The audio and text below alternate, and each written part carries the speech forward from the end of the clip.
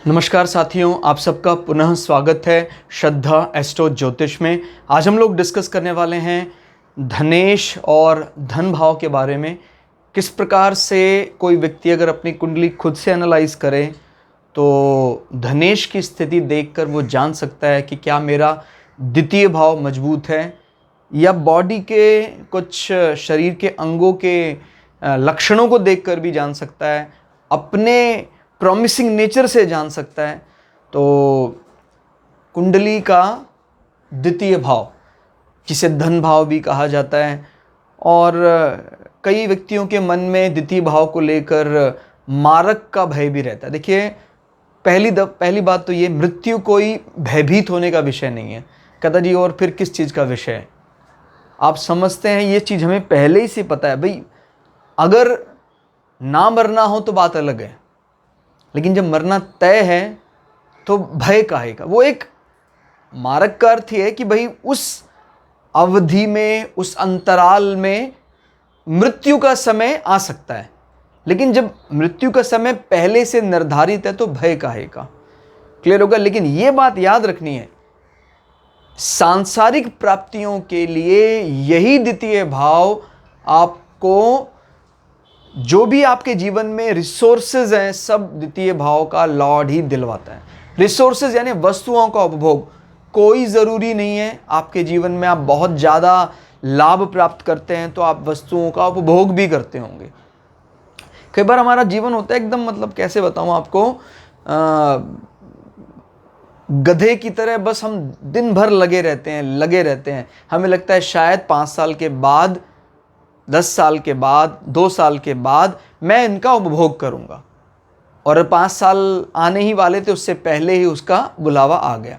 यानी उसने कमाया है जी तोड़ मेहनत करके, शरीर का भी ध्यान नहीं रखा उसने, लेकिन कभी वो रिसोर्सेस का शांति से उपभोग नहीं कर सका, क्योंकि द्वितीय भाव कमज़ोर है। तो अपनी अपनी धारणाएं होती हैं। कोई व्यक्ति चाहता है कि मेरा एकादश भाव मजबूत हो, कोई चाहता है चतुर्थ भाव मजबूत हो, कोई चाहता है कि नहीं, द्वितीय भाव ही है वो जो मुझे एहसास कराता है कि हाँ, मेरे जीवन में भी भरपूर धन संपदा मौजूद है। तो और भी कई चीजें हैं, खाली धन संपदा नहीं। किसी व्यक्ति का प्रॉमिसिंग होना बहुत जरूरी है। वादा, देखिए, अगर किसी देश की कुंडली का द्वितीय भाव कमजोर होगा तो उसका प्रभाव उसके नागरिकों पर भी दिखाई देने लग जाएगा। क्लियर हो गया? यानी मिसाल के तौर पर भारत की कुंडली को आधार बनाते हैं, अगर 15 अगस्त 1947 को उसका इंडिपेंडेंस माना जाता है, उसी से अगर भारत की कुंडली लेते हैं तो भारत का द्वितीय भाव बहुत पीड़ित है, सबसे ज्यादा पीड़ित है। हम तो ऐसी परिस्थितियां बन गई हैं कि हम किसी को वादा कर, यानी मोर देन 90% लोग, 95% फिलहाल में जो इमेज बन रही है वो प्रॉमिसिंग ना बनने की है। इस देश को चलाने वाले बड़े बड़े लीडर्स सभी की करीब करीब ये इमेज है कि भाई अगर उसने बोला है 2 बजे तो वो 2 का 3 तो बजाएगा। ये एक बहुत बहुत बहुत भारी कमी है। और आप अगर देखें, समय भगवान है, इसी को अगर हम पूरा कर लें तो सारे सुखी हो जाएंगे। सभी लोगों को समय पर सभी सर्विसेज मिलने लग जाए, दोष खत्म हो जाएगा।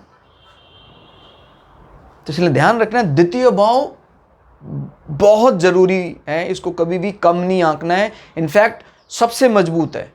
आप शारीरिक रूप से थोड़े कम हैं, चल जाएगा, लेकिन आपका वित्त मंत्रालय नहीं है, आप कुछ भी प्लानिंग कर लें। कहते जी मैंने एक प्लानिंग बनाई है कि मैं एक डाइट चार्ट मैंने बनाया है बढ़िया सा। अब डाइट चार्ट फॉलो करने के लिए भी, हर काम के लिए इनफैक्ट क्या लगता है? अर्थ लगता है, धन लगता है। सबसे मजबूत धन, मतलब जो अर्थ भाव कहा जाता है, द्वितीय भाव। अब आपके पास अर्थ ही नहीं है। अगर आपके पास धन संपदा नहीं है तो आप कैसे कार्य करेंगे, कैसे इनिशिएटिव लेंगे? तो वित्त मंत्रालय का मजबूत होना बेहद जरूरी है।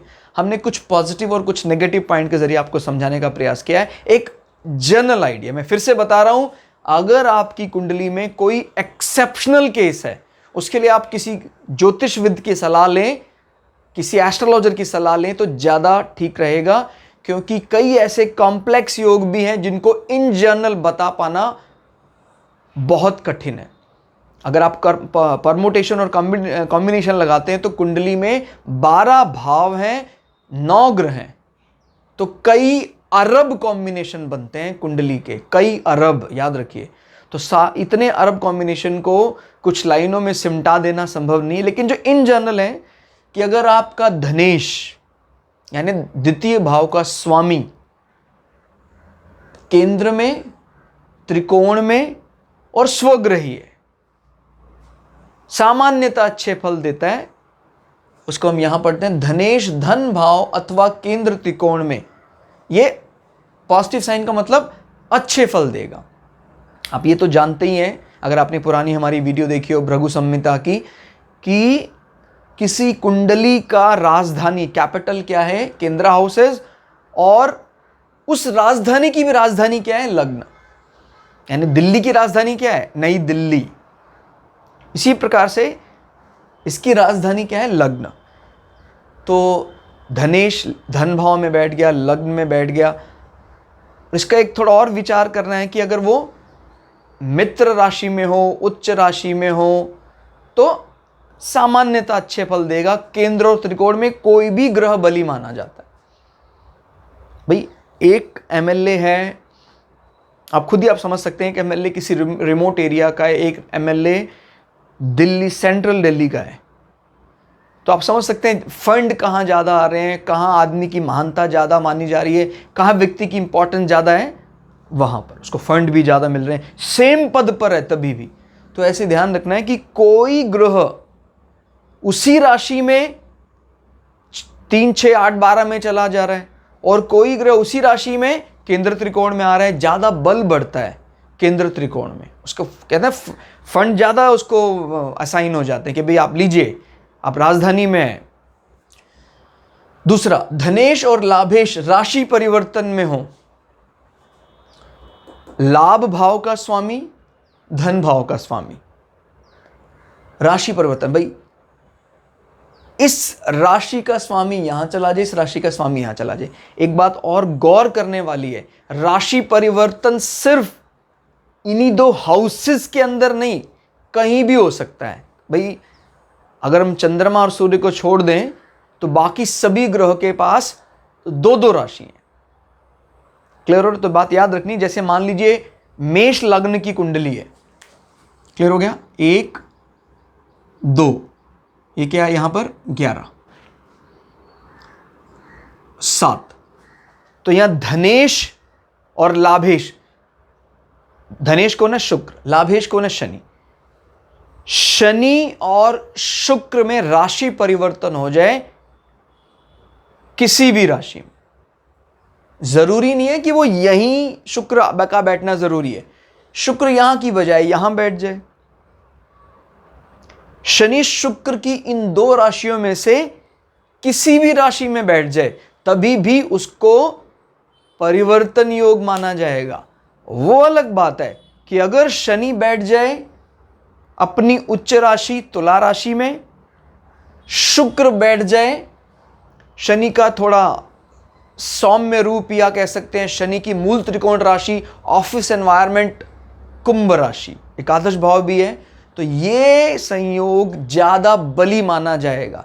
हालांकि दोनों ही धन भाव को बढ़ाने वाले हैं, तो अंतर करना आपको आना चाहिए। इस लाइन को अच्छे से समझना, धनेश और लाभेश राशि परिवर्तन में बैठे हो, चाहे वो दूसरे और 11 के जरिए, और अब यहां देख ही रहे हैं वो 7 और 10 के जरिए भी राशि परिवर्तन करवा रहे हैं, वो भी आपको बहुत फायदा देने वाला माना जाएगा। इसी प्रकार से जो नेचुरल कारक माना जाता है द्वितीय भाव का, वो बृहस्पति है, और वस्तुओं का उपभोग, लग्जरी, या कह सकते हैं द्वितीय भाव का सेकेंडरी कारक माना जाता है शुक्र को। किसी भी कुंडली में अगर बृहस्पति और शुक्र की शुभ युति होती है, शुभ युति का अर्थ होता है कि कोई ऐसे जगह पर ना हो जहां दोनों ही ढिशुम ढिशुम करने के मूड में आ जाएं, झगड़े के मूड में आ जाएं। इस बात को आप ऐसे समझिए, शुक्र बृहस्पति को दुश्मन नहीं मानता, बृहस्पति शुक्र को दुश्मन मानता है। तो कभी ऐसी जगह अगर मान लो दोनों को एक जगह बैठना पड़े और दोनों में घर की बात हो रही है, तो अगर दोनों इकट्ठे बैठ रहे हैं तो फिर शुक्र के घरों में बैठने से बृहस्पति का बल क्षीण नहीं होगा। क्लियर हो गया? शुक्र तो रहेंगे ही बली अपने घर में, लेकिन अगर बृहस्पति अपने घर में बैठा हुआ है फिर शुक्र आ जाते हैं, तो क्योंकि बृहस्पति शत्रु मानते हैं, वो ढिशुम ढिशुम कर सकते हैं। तो वो फर्क आपको समझना है। या इकट्ठे ना बैठकर खाली दृष्टि, जैसे मान लीजिए मेष लग्न की कुंडली में द्वितीय भाव में शुक्र स्वग्रही होकर बैठ जाते हैं, तो धनेश अपने हाउस में तो हो ही गया है। और अगर बृहस्पति इधर यहां बैठकर, क्लियर हो गया, या अपनी 9वीं दृष्टि, जैसे यहां भी बैठ जाता है बृहस्पति, तो 7, 8, 9 9वीं दृष्टि से वो शुक्र को देख लेता है, तो भी धन भाव की दृष्टि से अच्छा माना जाएगा। क्लियर हो गया? तो ये अंतर आपको आना चाहिए। बृहस्पति के पास 5, 7, 9 दृष्टियां हैं, शुक्र के पास सिर्फ 7वीं दृष्टि है। यदि धनेश 6 वर्ग कुंडलियों में स्ववर्ग में हो, भाई जैसे हम अलग अलग डिविजनल चार्ट जो बनाते हैं, जिनको वर्ग कुंडलियां बोलते हैं, ठीक है, D4 chart, D9 chart, D10, D16, D7, D5, तो उसमें आपने देखा कि 6 ऐसी वर्ग कुंडलियां आई जहां पर जो धन का स्वामी है वो अपने ही वर्ग में बैठा है जो D1 चार्ट में बैठा था, या 6 में कॉमन वर्ग आ रहा है, 6 कुंडलियों में एटलीस्ट कॉमन राशि आ रही है उस प्लैनेट की जो धन का स्वामी है, तो वो बली माना जाएगा, आपको धन का भरपूर फायदा मिलेगा। या जो ग्रह D1 चार्ट में बैठा है वही उसी राशि में D9 में बैठ जाए तो भी धनेश को बली माना जाता है। क्लियर हो गया? तो ध्यान रखना है, जैसे वर्गोत्तम लग्न है वैसे ही वर्गोत्तम राशियां हैं, तो धनेश अगर स्पेशली वर्गोत्तम हो रहे हैं तो उसका आपको जबरदस्त फायदा मिलेगा। अब कुछ नेगेटिव पॉइंट्स भी हैं।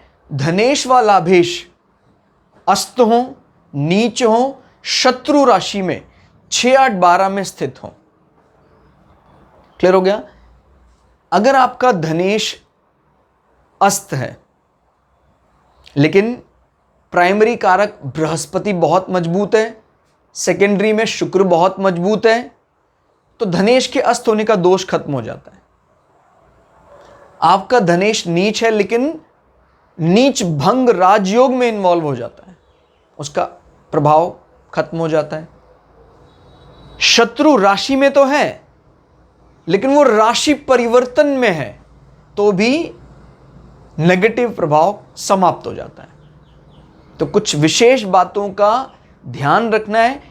अब इसमें जो 6, 8, 12 वाली स्थिति है, सदैव अशुभ फल देगी क्या? नहीं।